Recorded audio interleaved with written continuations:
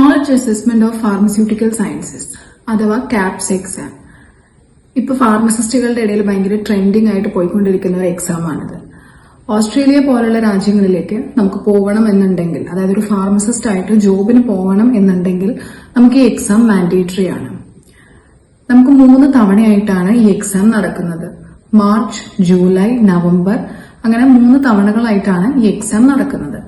ഇതിന് നമുക്ക് ഓൺഷോറും of showroom exam centres ഉണ്ട്. അതാണ് ഇതിന്റെ ഒരു മേജർ പ്ലസ് പോയിന്റ്. നമുക്ക് ഇന്ത്യയിൽ വെച്ച് നമുക്ക് ഈ എക്സാം എഴുതാവുന്നതാണ്. ബാംഗ്ലൂർ, ചെന്നൈ, ഹൈദരാബാദ്, ന്യൂഡൽഹിയിലൊക്കെ ഇതിന് സെന്റേഴ്സ് വരുന്നുണ്ട്. ഈ കാപ്സ് എക്സാം എന്താണ്, എങ്ങനെയാണ്, അത് ആർക്കൊക്കെ എഴുതാം, അങ്ങനെയുള്ള കാര്യങ്ങളാണ് നമ്മൾ ഇന്നത്തെ വീഡിയോനകത്ത് ഡിസ്ക്രൈബ് ചെയ്യുന്നത്. കൂടുതൽ ഡീറ്റെയിൽസിനായിട്ട് നമുക്ക് താഴെ തന്നിരിക്കുന്ന ഫോൺ നമ്പറിൽ കോൺടാക്ട് ചെയ്യാവുന്നതാണ്. അടുത്തതായിട്ട് ഈ എക്സാം എഴുതാൻ ആരൊക്കെയാണ് eligible? B farm, M farm, Pharm D കഴിഞ്ഞ ആർക്കും ഈ എക്സാം എഴുതാവുന്നതാണ്. പിന്നെ എല്ലാവർക്കും വരുന്നൊരു ഡൗട്ടാണ്, ഈ എക്സാം എഴുതാനായിട്ട് നമുക്ക് എക്സ്പീരിയൻസ് വേണോ എന്നുള്ളത്. ആക്ച്വലി എക്സാം എഴുതാനായിട്ട് നമുക്ക് ഒട്ടും എക്സ്പീരിയൻസിന്റെ ആവശ്യമില്ല. നമ്മളിപ്പോൾ വൺസ് പഠിച്ചിറങ്ങി കഴിഞ്ഞാൽ നമുക്ക് ഈ എക്സാം എഴുതാവുന്നതേ ഉള്ളൂ.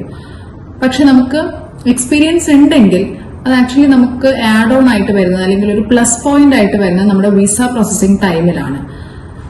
നമുക്ക് വിസയ്ക്ക് സബ്മിറ്റ് ചെയ്യുമ്പോഴത്തേനും പോയിന്റ്സ് ഒക്കെ ആഡ് ഓൺ ചെയ്യാനായിട്ട് നമുക്ക് എക്സ്പീരിയൻസിന്റെ ആവശ്യം എന്തായാലും വരും. അപ്പൊ അതുണ്ടെങ്കിൽ എപ്പോഴും അതൊരു പ്ലസ് പോയിന്റ് ആണ്. ഇപ്പൊ നമ്മളായാലും സജസ്റ്റ് ചെയ്യുന്നത് അറ്റ്ലീസ്റ്റ് ഒരു 1 ഇയർ എങ്കിലും എക്സ്പീരിയൻസ് ഉള്ളവര് ഈ എക്സാം എഴുതുന്നതായിരിക്കും കുറച്ചും കൂടെ നല്ലത്. പഠിച്ചിറങ്ങിയവർക്കും എഴുതാം, എക്സാമിന് എക്സ്പീരിയൻസിന്റെ ആവശ്യം ഇല്ല എന്നാണ് പറയുന്നത്. നമുക്ക് ആക്ച്വലി ഈ എക്സാമിന്റെ കേസിൽ മൈഗ്രേഷൻ സ്കിൽ അസസ്മെന്റ് ആണ് മേജർ ആയിട്ട് വരുന്ന ഒരു സ്റ്റെപ്പ്. അതിനകത്ത് നമുക്ക് വരുന്ന 2 കാര്യങ്ങളാണ്. ഒന്ന് എലിജിബിലിറ്റി ചെക്ക്, പിന്നെ കാപ്സ് എക്സാം. ഈ എലിജിബിലിറ്റി ചെക്ക് എന്ന് പറയുന്നതിനും വർക്ക് എക്സ്പീരിയൻസ് മാൻഡേറ്ററി അല്ല. അത് 1 ടൈം ആണ് നമ്മൾ ചെയ്തിടുന്നത്. അത് നമുക്ക് ചെയ്ത് കഴിഞ്ഞു കഴിഞ്ഞാൽ അതിനൊരു 8 വീക്സ് അവർ പ്രോസസിംഗ് ടൈം പറയും ഫ്രം ഓസ്ട്രേലിയ. അതിനുശേഷമാണ് നമ്മൾ കാപ്സ് എക്സാം എഴുതാനായിട്ട് എലിജിബിൾ ആണോ എന്നുള്ളത് അവർ പറയുന്നത്. നമുക്ക് മെയിൽ വഴിയാണ് ഈ കോണ്ടാക്ട്സുകളും കാര്യങ്ങളൊക്കെ വരുന്നത്. ഇതൊരു പോയിന്റ് ബേസ്ഡ് മൈഗ്രേഷൻ ആയതുകൊണ്ട് തന്നെ ഞാൻ പറയുവാണ്, നമുക്ക് വർക്ക് എക്സ്പീരിയൻസ് എപ്പോഴും ഒരു ആഡ് ഓൺ ആണ്. എലിജിബിലിറ്റി ചെക്കിന് നമുക്ക് ആവശ്യമായിട്ടുള്ള ഡോക്യുമെന്റ്സ് എന്ന് പറയുന്നത് മെയിൻലി നമ്മുടെ പാസ്പോർട്ടാണ്. അതൊരു മസ്റ്റ് ഫാക്ടർ ആണ്. Along with that passport, birth certificate, പിന്നെ നമ്മുടെ ട്രാൻസ്ക്രിപ്റ്റ് എന്ന് പറയുമ്പോൾ നമ്മുടെ ഏത് കോഴ്സാണ് പഠിച്ചത് അതിന്റെ എല്ലാ ഇയറിന്റെയും കൂടെ ഒരു കൺസോളിഡേറ്റ് പോലെയുള്ളതാണ് ട്രാൻസ്ക്രിപ്റ്റ്. ഡിഗ്രി സർട്ടിഫിക്കറ്റ്, പിന്നെ നമ്മുടെ ഫാർമസിയുടെ ലൈസൻസ്. വർക്ക് എക്സ്പീരിയൻസ് അന്നേരം ചോദിക്കുന്നത് നമ്മുടെ കയ്യിൽ ഉണ്ടെങ്കിൽ കൊടുക്കാം, ഇല്ലെങ്കിൽ കുഴപ്പമില്ല. കാരണം എക്സാം എഴുതാനായിട്ട് ഞാൻ ഫസ്റ്റ് പറഞ്ഞ പോലെ വർക്ക് എക്സ്പീരിയൻസ് മാൻഡേറ്ററി അല്ല. ഉണ്ടെങ്കിൽ നമുക്ക് അതും സ്കാൻ ചെയ്ത് അപ്ലോഡ് ചെയ്യാവുന്നതാണ്. അതുപോലെ നമ്മുടെ ഒരു റെസ്യൂമേനകത്തും നമ്മൾ വർക്കിംഗ് ആണ് എന്നുണ്ടെങ്കിൽ വർക്ക് എക്സ്പീരിയൻസിന്റെ എല്ലാ ഡീറ്റെയിൽസും. അതൊരു കാര്യം ശ്രദ്ധിക്കാനുള്ളത്, നമുക്ക് എപ്പോഴാണോ ലൈസൻസ് കിട്ടുന്നത്, നമ്മൾ ലൈസൻസ് കിട്ടുന്നതിന് മുന്നേ എവിടെയെങ്കിലും വർക്ക് ചെയ്തിട്ടുണ്ടെന്നുണ്ടെങ്കിൽ അത് നമ്മൾ റെസ്യൂമേയിൽ ആഡ് ചെയ്താലും നമ്മുടെ അത് ആഡ് ആവില്ല. ആ ഇയർ നമുക്ക് ആഡ് ആവില്ല. നമുക്ക് എപ്പോഴാണ് ലൈസൻസ് കിട്ടിയത്, ഇപ്പൊ ഫോർ എക്സാമ്പിൾ ലൈസൻസ് നമുക്ക് കിട്ടുന്നത് ഒരു 16/7/2022 അതിനുശേഷമുള്ള വർക്ക് എക്സ്പീരിയൻസ് ആണ് ആഡ് ആവത്തുള്ളൂ.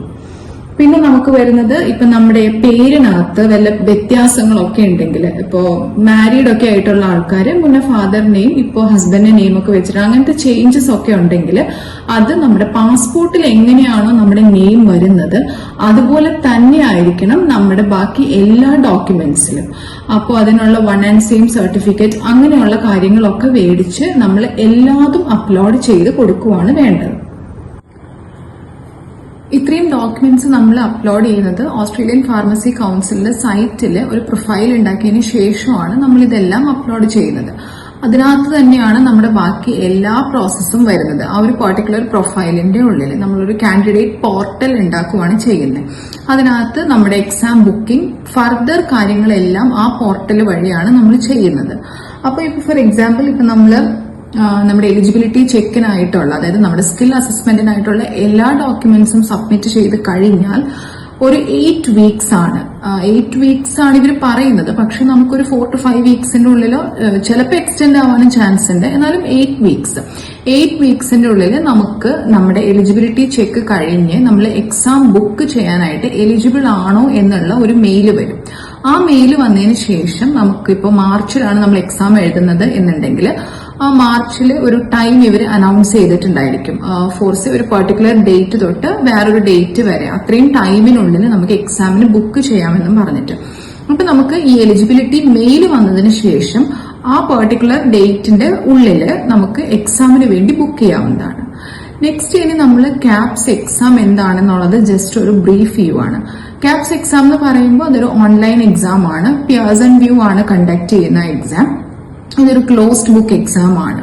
ഈ എക്സാമിനകത്ത് നമുക്ക് വരുന്ന 2 പേപ്പേഴ്സ് ആണ്. അപ്പൊ paper 1, paper 2 രണ്ടിനകത്തും 100 questions each at the same time 2 hours ആണ് ഈ എക്സാം വരുന്നത്. ഇതിൽ ഇൻഡിവിജ്വൽ സബ്ജക്ട്സിന് ഇപ്പൊ 30%, 70% അങ്ങനെയാണ്. അത് പലപ്പോഴും മാറിക്കൊണ്ടിരിക്കും അതിന്റെ കണ്ടന്റ് വരുന്നത്. അത് നമുക്കതിന് 50% നമുക്ക് പാസ്ഡ് ആയിരിക്കണം ഒരു പെർട്ടിക്കുലർ സബ്ജക്റ്റില്. ഇപ്പൊ ഫാർമക്കോളജി പേപ്പർ 1 വരുന്നുണ്ടെങ്കിൽ 70% ക്വസ്റ്റ്യൻസ് ഫാർമക്കോളജിയിൽ നിന്ന് വരുന്നുണ്ടായിരിക്കും. ആ 70%ൽ 50% മേലെ പാസ് മാർക്ക് ഉണ്ടായിരിക്കണം നമുക്ക്. അപ്പോഴാണ് ആ ഒരു കംപ്ലീറ്റ് പേപ്പർ നമ്മൾ പാസ്ഡ് ആയിരിക്കുള്ളൂ. പിന്നെ ഇതിന്റെ ഒരു പ്ലസ് പോയിന്റ് എന്ന് പറഞ്ഞു കഴിഞ്ഞാൽ വേറെ നെഗറ്റീവ് മാർക്കിംഗ് ഒന്നുമില്ല. അപ്പൊ അതോർത്ത് ടെൻഷൻ ആവൊന്നും വേണ്ട. നമുക്ക് ഫുൾ ക്വസ്റ്റ്യൻസും അറ്റംപ്റ്റ് ചെയ്യാം. എല്ലാ ക്വസ്റ്റ്യൻസും അറ്റംപ്റ്റ് ചെയ്യാം. അത് റോങ് ആണെങ്കിൽ റോങ്, ദാറ്റ്സ് ഇറ്റ്. അതിനകത്ത് നെഗറ്റീവ് മാർക്കിങ്ങോ അങ്ങനെയുള്ള കാര്യങ്ങളൊന്നും വരുന്നില്ല. ബിക്കോസ് നെഗറ്റീവ് മാർക്കിംഗ് ആണ് നമുക്ക് എപ്പോഴും പേടിയുള്ള ഒരു സംഭവം. പിന്നെ ഒരു കാര്യം എന്നുള്ളത്, നമുക്ക് ഈ എക്സാമിന്റെ ആയാലും സ്കിൽ അസസ്മെന്റിന്റെ ആയാലും പേയ്മെന്റുകൾ ഇതെല്ലാം നമ്മൾ ഡയറക്റ്റ് പേയ്മെന്റ് ആണ്. വേറെ അങ്ങനെ മീഡിയേറ്റേഴ്സ് വഴിയോ അങ്ങനെയൊന്നുമല്ല. നമ്മൾ ആ പോർട്ടൽ ഉണ്ടാക്കുമെന്ന് ഞാൻ നേരത്തെ പറഞ്ഞല്ലോ, കാൻഡിഡേറ്റ് പോർട്ടൽ. കാൻഡിഡേറ്റ് പോർട്ടലിനകത്ത് തന്നെ നമ്മൾ ക്രെഡിറ്റ് കാർഡ് യൂസ് ചെയ്തിട്ട് പേയ്മെന്റ് ചെയ്യുവാണ്. പ്രത്യേകിച്ചൊന്ന് നോട്ട് ചെയ്യണം, നമ്മൾ ക്രെഡിറ്റ് കാർഡ് പേയ്മെന്റ് ആണ് അതിനകത്ത് ചെയ്യുന്നത്. ഓക്കെ, നെക്സ്റ്റ് നമുക്ക് എക്സാം കഴിഞ്ഞതിന് ശേഷം ഇപ്പൊ നമ്മൾ ക്യാപ്സ് എക്സാം വൺസ് ക്ലിയർ ആയി കഴിഞ്ഞു കഴിഞ്ഞാൽ അതിനകത്ത് നമുക്ക് ഡേറ്റ് ഒക്കെ പറയും. റിസൾട്ട് ഒക്കെ വരുന്ന ഡേറ്റ് എല്ലാം ഇവര് അനൗൺസ് ചെയ്യും. അന്നേരം പാസ്ഡ് ആണോ അല്ലയോ അത്രേ നമ്മുടെ റിസൾട്ട് വരുന്നുള്ളൂ. ഇഫ് നമ്മൾ പാസ്ഡ് ആണെന്നുണ്ടെങ്കിൽ നെക്സ്റ്റ് പ്രോസസ് എന്ന് പറയുന്നത് ഇംഗ്ലീഷ് ടെസ്റ്റ് ആണ്. ഇംഗ്ലീഷ് ടെസ്റ്റ് പലർക്കും ഡൗട്ടാണ് എപ്പോൾ എഴുതണം എന്നുള്ളത്. ഞാൻ പറയാം, ആക്ച്വലി എക്സാം കഴിഞ്ഞിട്ട് എഴുതിയാലും മതി ഇംഗ്ലീഷ് ടെസ്റ്റ്. നമ്മൾ തിരക്ക് പിടിച്ച് ഇംഗ്ലീഷ് ടെസ്റ്റ് എഴുതിയിട്ടും കാര്യമില്ല. ബിക്കോസ് ഇംഗ്ലീഷ് ടെസ്റ്റിന്റെ വാലിഡിറ്റി എന്ന് പറയുന്നത് 2 years ആണ്. ക്യാപ്സ് എക്സാമിന്റെ വാലിഡിറ്റി 3 years ആണ്. അപ്പൊ നമ്മൾ നമ്മുടെ വിസേന്റെ കാര്യങ്ങളും എല്ലാം ഒന്ന് നോക്കിയിട്ട് എപ്പോഴാണ് കൺവീനിയന്റ് എന്ന് വെച്ച് കഴിഞ്ഞാൽ നമുക്ക് എഴുതാവുന്നതാണ്. കൂടുതൽ ആപ്റ്റ് എന്ന് പറയുന്നത് എപ്പോഴും ക്യാപ്സ് കഴിഞ്ഞിട്ട് അത് ക്ലിയർ ചെയ്തതിന് ശേഷം ഇംഗ്ലീഷ് ടെസ്റ്റ് എഴുതുക എന്നുള്ളതാണ്. ഇംഗ്ലീഷ് ടെസ്റ്റ് എന്ന് പറയുമ്പോൾ നമുക്ക് PT അക്കാഡമിക് അല്ലെങ്കിൽ IELTS, OET, TOEFL, IBT ഏത് വേണമെങ്കിലും നമുക്ക് എഴുതാം. ഇപ്പൊ PT അക്കാഡമിക് എഴുതുന്നതെന്ന് വെച്ച് കഴിഞ്ഞാൽ നമുക്ക് ഇൻഡിവിജ്വൽ 65 വേണം. നമ്മളൊരു പോയിന്റ് ബേസ്ഡ് മൈഗ്രേഷൻ ആണ്. അതായത് ഇപ്പോൾ നമ്മൾ PR-ലൊക്കെയാണ് പോകുന്നത്, അങ്ങനത്തെ വിസയൊക്കെയാണ് നമ്മൾ നോക്കുന്നതെന്ന് വെച്ച് കഴിഞ്ഞാൽ നമുക്ക് പോയിന്റ് ഇമ്പോർട്ടന്റ് ആണ്. അതുകൊണ്ട് നമുക്ക് ഇൻഡിവിജ്വലി 65 വേണം, ഓവറോൾ 65. അതുപോലെ IELTS-നാണെങ്കിൽ 7, ഇൻഡിവിജ്വൽ 7, ഓവറോൾ 7 ഒക്കെയാണ് വേണ്ടത്. അത് ഓരോരുത്തരുടെ പ്രിഫറൻസ് ആണ് ഏത് എഴുതണം എന്നുള്ളത്. നെക്സ്റ്റ് നമ്മൾ വിസകളെ പറ്റി ഒന്ന് ബ്രീഫ് ചെയ്യാനാണ് പോകുന്നത്. ഒരുപാട് ടൈപ്പ് വിസകളുണ്ട്. എല്ലാത്തിനെ പറ്റിയിട്ടും നമുക്ക് ഫർദർ വീഡിയോസിനകത്ത് പറയാം. ഇപ്പൊ നമ്മൾ ജസ്റ്റ് ഒന്ന് ബ്രീഫ് ചെയ്യുവാണ്. ആക്ച്വലി ക്യാപ്സ് എക്സാം കഴിഞ്ഞ ഒരാൾ, ഇംഗ്ലീഷ് ടെസ്റ്റും കഴിഞ്ഞിരിക്കുന്ന ഒരാൾ ഓവറോൾ പോയിന്റ്സ് ഒക്കെ മീറ്റ് ചെയ്തിട്ടുണ്ട് എന്നുണ്ടെങ്കിൽ ഓഫ് കോഴ്സ് പ്രിഫർ ചെയ്യുന്നത് PR-ൽ പോകാനായിട്ടായിരിക്കും. അപ്പൊ നമുക്ക് സ്റ്റേറ്റ് സ്പോൺസർഷിപ്പ്, അതായത് 190, 491 പോലെയുള്ള സ്റ്റേറ്റ് സ്പോൺസർഷിപ്പ് വിസകളായിരിക്കും അവർ പ്രിഫർ ചെയ്യുന്നത്. അപ്പൊ അങ്ങനത്തെ വിസകൾക്ക് നമുക്ക് എക്സ്പ്രഷൻ ഓഫ് ഇൻട്രസ്റ്റ് അഥവാ EOI, പിന്നെ ചില സ്റ്റേറ്റുകൾക്ക് ROI ഒക്കെ സബ്മിറ്റ് ചെയ്യേണ്ട, വിക്ടോറിയ, ക്വീൻസ്ലൻഡ് പോലത്തെ സ്റ്റേറ്റുകൾക്ക് ROI കൂടി സബ്മിറ്റ് ചെയ്യേണ്ടി വരും. സെയിം പ്രൊസീജിയർ ഒക്കെ തന്നെയാണ്. ഇതൊക്കെ നമുക്ക് ഒറ്റയ്ക്ക് ചെയ്യാവുന്നതേ ഉള്ളൂ. നമുക്ക് ഇൻസ്റ്റിറ്റ്യൂട്ടുകളുടെ ഹെൽപ്പ് വേണമെന്നുണ്ടെങ്കിൽ നമുക്ക് അത് എടുക്കാം, അഥവാ നമുക്ക് ഒറ്റയ്ക്ക് ചെയ്യാവുന്നതേ ഉള്ളൂ. അപ്പൊ അങ്ങനെയുള്ള കേസസിൽ നമുക്ക് സ്റ്റേറ്റ് സ്പോൺസേർഡ് ആണ്. സോ നമുക്കൊരു പെർട്ടിക്കുലർ പോയിന്റ് അവർ പറഞ്ഞിട്ടുണ്ടാവും. അപ്പൊ നമ്മൾ നമ്മുടെ ഇംഗ്ലീഷ് ടെസ്റ്റിന്റെ മാർക്ക്, അതുപോലെ തന്നെ നമ്മുടെ ഏജ് ബാൻഡിന് ഒരു പെർട്ടിക്കുലർ മാർക്ക് ഉണ്ടായിരിക്കും. സിംഗിൾ ആണോ മാരിഡ് ആണോ എന്നുള്ളതിന് ഒരു പെർട്ടിക്കുലർ പോയിന്റ് ഉണ്ടായിരിക്കും.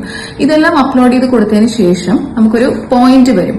ആ പോയിന്റ് മീറ്റ് ചെയ്യുവാണെങ്കിൽ നമുക്കൊരു, ഇപ്പോൾ നിലവിൽ നമുക്കൊരു 6 to 7 monthsന്റെ ഉള്ളിലൊക്കെ സ്റ്റേറ്റ് വിളിക്കുന്നുണ്ട്. പല സ്റ്റേറ്റുകളും ഫാർമസിസ്റ്റുകളെ വിളിക്കുന്നുണ്ട്. അപ്പൊ ഈ EOI ഒക്കെ സബ്മിറ്റ് ചെയ്തതിന് ശേഷം നമ്മൾ അത്രയും ടൈം വെയിറ്റ് ചെയ്യുക. അന്നേരം ഇത് സ്റ്റേറ്റിൽ നിന്ന് നമുക്ക് കോള് വരും, പ്രീ ഇൻവൈറ്റ് അങ്ങനെയുള്ള കാര്യങ്ങളൊക്കെ വരും. ഫർദർ കഴിഞ്ഞ് നമുക്ക് വിസേന്റെ കാര്യങ്ങളൊക്കെ നോക്കാവുന്നതാണ്. അപ്പൊ 190, 491 പോലെയുള്ള PR വിസകളിൽ ആണ് ഇപ്പോൾ ഓൾമോസ്റ്റ് ആൾക്കാരെ എല്ലാവരും, നമ്മളായാലും ഇപ്പൊ അത് തന്നെയാണ് പ്രിഫർ ചെയ്യുന്നത് ഒരു ജോബ് എന്നുള്ള രീതിയിൽ. അപ്പൊ PR-ലൊക്കെ പോയി കഴിഞ്ഞാൽ നമുക്ക് ഏത് ജോബ് വേണമെങ്കിലും ചെയ്യാം. പിന്നെ ഒരു വിസ എന്ന് പറയുന്നത് ഒരുപാട് വിസകളുണ്ട്. ഞാൻ പിന്നെയും പറയണം, നമുക്ക് ഒരുപാട് വിസകളുണ്ട്. ഇപ്പൊ ഞാൻ ജസ്റ്റ് ബ്രീഫ് ചെയ്യുന്നേ ഉള്ളൂ. പിന്നെ ഒരു വിസ എന്ന് പറയുന്നത് നമുക്ക് സ്പോൺസർഷിപ്പിൽ പോകാവുന്ന ഒരു വിസയാണ്. അത് 494 ആണ്. അതെന്ന് പറഞ്ഞാൽ നമുക്കൊരു 5 ഇയർ ആണ് ഈ സ്പോൺസർഷിപ്പ് വിസ വരുന്നത്. അന്നേരം ആണെങ്കിലും നമ്മൾ ഫാർമസിസ്റ്റ് ആയിട്ട്, അതായത് ഇന്റേൺ ഫാർമസിസ്റ്റ് ആയിട്ടായിരിക്കും നമ്മൾ പോകുന്നത് ഓൺ ഇന്റേൺഷിപ്പ്. പക്ഷേ ഇതിനകത്ത് നമ്മൾ പെയ്ഡ് ആണ്. ഇന്റേൺഷിപ്പ് ആണെങ്കിലും നമുക്കിത് പെയ്ഡ് ഇന്റേൺഷിപ്പ് ആയിരിക്കും. അതിനുശേഷം നമ്മൾ ഇന്റേൺ ഫാർമസിസ്റ്റ് ആയി അവിടെ എത്തിയതിനു ശേഷം നമുക്ക് ഒരു പെർട്ടിക്കുലർ അവേഴ്സ് കംപ്ലീറ്റ് ചെയ്ത് കഴിഞ്ഞാൽ, ഫോർസ് ഒരു 1570 ഒക്കെ അവേഴ്സ് നമ്മൾ കംപ്ലീറ്റ് ചെയ്ത് കഴിഞ്ഞിട്ടുണ്ടെങ്കിൽ നമുക്ക് അവിടെ ഒരു റിട്ടൺ ആൻഡ് ഓറൽ എക്സാം ഉണ്ടാവും. അതായത് നമ്മൾ അവിടുത്തെ സ്റ്റാൻഡേർഡ്സ് മീറ്റ് ചെയ്യാൻ വേണ്ടിയിട്ടുള്ള ഒരു എക്സാം ആണത്. അപ്പൊ അതെല്ലാം കഴിഞ്ഞു കഴിയുമ്പോൾ നമുക്ക് ജനറൽ രജിസ്ട്രേഷൻ നമ്മൾ ഓക്കെ ആയിരിക്കും. അതായത് അവിടുത്തെ അവിടുത്തെ ലൈസൻസ് ഒക്കെ സെറ്റായി നമ്മൾ ഫാർമസിസ്റ്റ് എന്നുള്ള രീതിയിൽ കറക്റ്റ് ഫാർമസിസ്റ്റ് സാലറി മേടിക്കുന്ന രീതിയിലേക്ക് നമ്മൾ എലിജിബിൾ ആവും. അതുവരേക്കും നമ്മൾ ഇന്റേൺ ഫാർമസിസ്റ്റ് എന്നുള്ള രീതിയിലാവും. സ്റ്റിൽ ഞാൻ പറയാണ്, ഇന്റേൺ ഫാർമസിസ്റ്റ് ആണെങ്കിലും ഇത് പെയ്ഡ് ഇന്റേൺഷിപ്പ് ആണ്. അപ്പൊ ഇത്രയൊക്കെ കേട്ട് കഴിയുമ്പോൾ നമ്മൾ കരുതും ഇതൊരു ലോങ് ഹെക്ടിക് പ്രോസസ് ആണെന്ന്. അങ്ങനെ ചോദിക്കുന്നവരോട് മേ ബി ആയിരിക്കാം. എന്നിരുന്നാൽ കൂടി നമുക്ക് ക്യാപ്സ് എക്സാമിന്റെ പ്രിപ്പറേഷൻ, അതുപോലെ ഇംഗ്ലീഷ് ടെസ്റ്റിന്റെ പ്രിപ്പറേഷൻ, പിന്നെ നമുക്ക് വരുന്ന വിസ പ്രോസസ്, അങ്ങനെയുള്ള ഓരോ കാര്യങ്ങളായിട്ട് നമ്മൾ എപ്പോഴും എൻഗേജ്ഡ് ആയിരിക്കും. പിന്നെ അത് മാത്രമല്ല, ഓസ്ട്രേലിയ പോലൊരു രാജ്യത്തിലേക്ക് അതും വിത്ത് ജോബ്, ഒരു ഹൈ സ്റ്റാൻഡേർഡ് ജോബുമായിട്ട് നമ്മൾ ഇവിടുന്ന് മൈഗ്രേറ്റ് ചെയ്യുവാണെങ്കിൽ അത് ശരിക്കും ഒരു ഡ്രീം കം ട്രൂ തന്നെയായിരിക്കും. സോ ക്യാപ്സിന് പേടിച്ച് ആരും ഓസ്ട്രേലിയ ക്യാൻസൽ ചെയ്യുന്നു വേണ്ട. ബിക്കോസ് ക്യാപ്സ് എന്ന് പറയുന്നത് ഒരു കീറാമുട്ടി ഒന്നുമല്ല. If you work smart you will get it, അത്രയേ ഉള്ളൂ. So we are here to help you. Thank you.